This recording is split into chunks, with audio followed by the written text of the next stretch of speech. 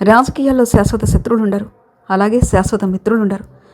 అలాగని చేతులు అధికారం మారుతూ ఉన్న సందర్భాల్లో ఎప్పుడు ఎవరికి ఏ పగ్గాలు వస్తాయి, ఎవరిని ఎవరు అధిగమిస్తారు, ఎవరిని ఎవరు తొక్కిస్తారు అని కూడా అప్పుడు చెప్పలేని పరిస్థితి ఉంటుంది. ముఖ్యంగా ఆంధ్ర రాష్ట్ర పరిస్థితులు చూస్తే రాజకీయంగా చాలా వరకు పాలకపక్షం బలంగా ఉండడంతో పాటు ప్రతిపక్షాన్ని చాలా చోట్ల వీక్ చేస్తుందని సమాచారం. అయితే స్పష్టంగా ఉంది, దీనికి చాలా నియోజకవర్గాలు ఉదాహరణగా నిలుస్తున్నాయి.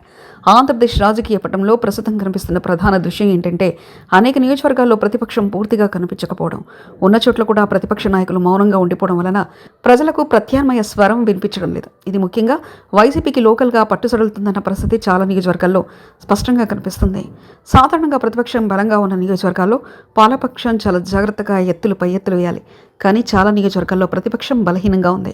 ప్రస్తుతం రాష్ట్రంలో సుమారు 50కి పైగా నియోజకవర్గాల్లో అధికార పక్షానికి తిరుగులేని ఆధిపత్యం ఉందన్న విషయం స్పష్టంగా కనిపిస్తుంది.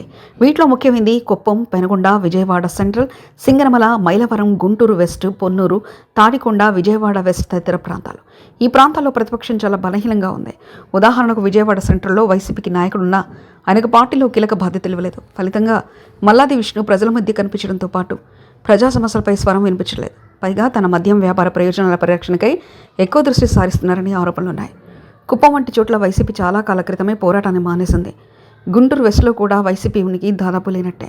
ఈ పరిస్థితులు కేవలం 1-2 ప్రాంతాల్లో కాకుండా అనేక నియోజకవర్గాల్లో కనిపిస్తున్నాయి. ముఖ్యంగా